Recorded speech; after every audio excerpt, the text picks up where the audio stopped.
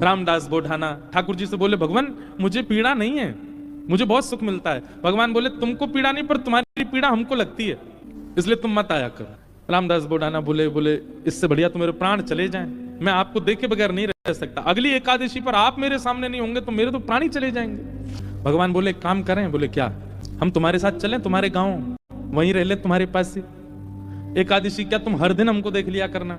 रामदास बोढ़ाना घुटनों पर बैठकर रोने लगे, बोले, हे द्वारिकेश, ये कैसी आज्ञा कर रहे हैं आप, ये असंभव है, बहुत दीनहीन गरीब व्यक्ति हूं, मेरे घर में खप्पर भी नहीं है, कहां रखूंगा, कहां बैठाऊंगा, और ये तो आप बस बोल रहे हो ऐसी प्रेम, बस ये हो नहीं सकता। ठाकुर जी ने तुरंत अपनी पोटली दिखाई, बोले, हमने पहली तैयारी कर रखी है, देखो अपनी पोटली बांध रखी है, इसमें सभी पीतांबरी धरी हमारी, मुकुट वुकुट ये सब टिपारा विपारा सब धर के चल रहे हैं हम, बढ़िया द्वारिका में हमारी बहुत अच्छी व्यवस्था हो रखी है, सब ले चलेंगे, तुमको कुछ नहीं करना पड़ेगा, इसी से हमारा श्रृंगार कर दिया करना। रामदास जी बोले, आप सच बोल रहे हैं क्या? ठाकुर जी बोले, हम सच बोल रहे हैं, हम चलें तुम्हारे साथ, वहीं रहेंगे, तुम्हारे पास ही रोज देख लिया करना। रामदास जी बोले, फिर द्वारिका का क्या होगा? ठाकुर जी बोले, हम जहां बैठ जाएं द्वारिका वही है। और रही बात, जब एक साथ हम 5 रूप धारण, हजारों रूप धारण कर सकते हैं, तो 2 रूप भी धारण कर लेंगे। आज तक तुमने एकादशी जिस रूप को देख करके की है, वो रूप तुम्हारे पास रहेगा, यहाँ एक दूसरा व्यवस्थित हो जाएगा। रामदास जी को पूरी तरह यह विश्वास हो गया कि ठाकुर जी मजाक नहीं कर रहे, ये सच बोल रहे हैं, ये चलेंगे मेरे संग। नियम का फल ये मिलता है। देखो, एक नियम को जब व्यक्ति तत्परता से करता है तो ठाकुर जी ऐसा देते हैं। कई लोग कह देते हैं एकादशी पर भूखे रहने से भगवान को कोई, इससे थोड़ी प्रसन्न होंगे भगवान। ठाकुर जी प्रसन्न नहीं होते हैं, पर आपकी तत्परता ठाकुर जी देखते हैं। रामदास को ठाकुर जी बोले, अब तो तुम जाओ, अगली बार बैलगाड़ी लेके आना। कैसे लेके जाओगे हमको? बैलगाड़ी में तुम्हारी में चलेंगे। रामदास जी चले गए, बैलगाड़ी ढूंढी, कहीं बैलगाड़ी नहीं मिली, बूढ़े बूढ़े बैल मिले, छोटी सी टूटी फूटी सी बैलगाड़ी मिली। रामदास जी बैलगाड़ी लेके द्वारिका आ गए। द्वारिका आए, आज सब लोग बोले, क्यों रे भाई रामदास, अब तो तुम बैलगाड़ी में आने लग गए।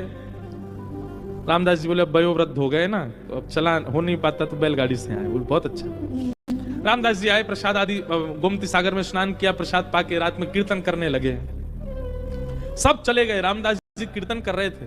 अचानक से एक कपाट खुला ठाकुर जी का। अभी तक तो ठाकुर जी चिंतन में बात कर रहे थे रामदास से, पर रामदास जी ने नेत्र खोल करके देखा तो स्वयं द्वारिकाधीश अपनी एक भुजा में तो पुटली उठा रखी है, और एक भुजा से किवाड़ खोल रहे हैं, और 2 भुजाओं से बढ़िया संग चक्र आदि सब समेट रखे हैं। ठाकुर जी ने मुकुट उकुट सब भर रखे हैं। और रामदास बोले, कहां तेरी बैलगाड़ी, जल्दी बता, चलें। जैसे कोई भागता है घर छोड़ के, ऐसे ठाकुर जी भाग रहे थे। आज भी मंदिर दर्शन करने जाओ आप, तो द्वारिकाधीश जी की जब परिक्रमा करेंगे तो पीछे ही रामदास बोढ़ाना जहां से जिस खिड़की से ले गए ठाकुर जी को, वो खिड़की है अभी भी मंदिर में। ठाकुर जी निकल करके बाहर आ गए। चलो, रामदास जी को तो विश्वास ही नहीं हो रहा है, स्वयं द्वारिकाधीश मेरे साथ जा रहे हैं। चल रहे हैं, पीतांबरी पहन रखी, चंदन की सुगंधी आ रही है, केसर जैसा पूरा माहौल आच्छादित हो गया उससे।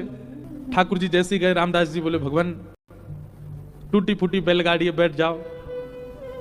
ठाकुर जी ने जैसी बैलगाड़ी देखी, ए रामदास, त्रिलोकी का भार लेकर के मैं इन पे बैठा, तेरे बैल तो दब जाएंगे नीचे।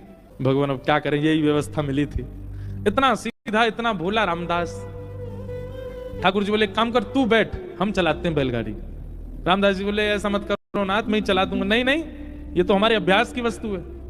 अर्जुन के खूब हमने रथ हांके हैं, बहुत दिनों बाद बैलगाड़ी मिली, चलो हांके थोड़ा इसको। और रामदास पीछे बैठे हैं, और ठाकुर जी आगे पैर लटका के बैठे और बैलगाड़ी चला रहे हैं। ठाकुर जी के स्पर्श होते ही बैलगाड़ी तो बिल्कुल नवीन हो गई, बैल बिल्कुल युवान हो गए।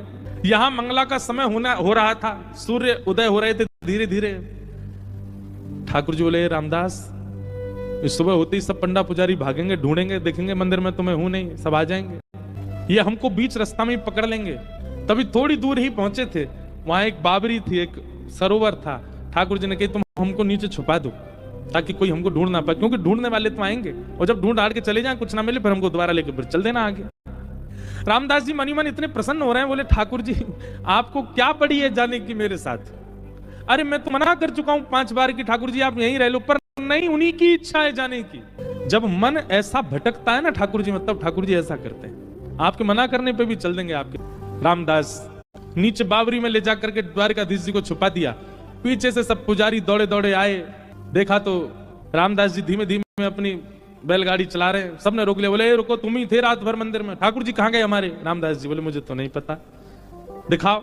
सब देखा देखा बैलगाड़ी में कुछ नहीं, तभी एक बैलगाड़ी के छोड़ पर ठाकुर जी की पीतांबरी का एक भाग चिरा हुआ फट के इरज गया। अच्छा, ये सब लीला भी ठाकुर जी जानबूझ के ही करते हैं, क्योंकि कहीं ना कहीं कुछ ना कुछ ठाकुर जी को दूसरों को संकेत कराना है। ठाकुर जी की पीतांबरी का वो अंग वस्त्र जैसे ही मिला, सब लोगों ने रामदास जी को पकड़ लिया, बोले ठाकुर जी तेरे संग ही हैं, तभी तो ये चीरा फटा हुआ है यहाँ पर, कहाँ है जल्दी बता। उन्होंने मना किया तो सबने उनको मारना शुरू कर दिया, इतना मारा इतना मारा इतना पीटा, बेचारे अधमरे से हो गए, बस श्वास चल रही है, बाकी तो नेत्र बंद हो गए, सुध बुध चली गई, गिर गए। पुजारियों ने देखा, बोले ये तो अधमरा हो गया, ठाकुर जी कहाँ हैं, ढूंढो।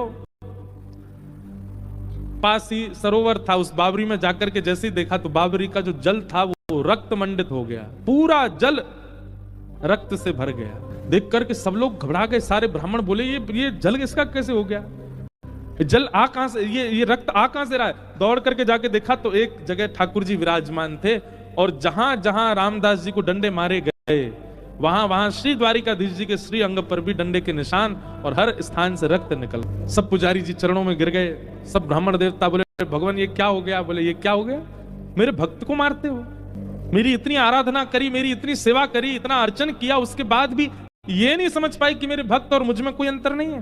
तब क्षमा याचना करने लगे। ठाकुर जी बोले अब कुछ नहीं होगा, अब तो हम रामदास के साथ ही जाएंगे और वहीं रहेंगे। और ठाकुर जी सब देखते रह गए, लेकिन रामदास जी के साथ में ऊपर आए ठाकुर जी, और आकर के रामदास जी को जैसे हृदय से लगाया, सारे घाव ठीक हो गए, और कहा ले चलो हमको। ठाकुर जी गए सीधे और डाकोर जी में जाकर के रामदास जी के यहाँ, और उनका नाम पड़ा रण छोड़ राय भगवान। बोलो रण छोड़ राय भगवान की।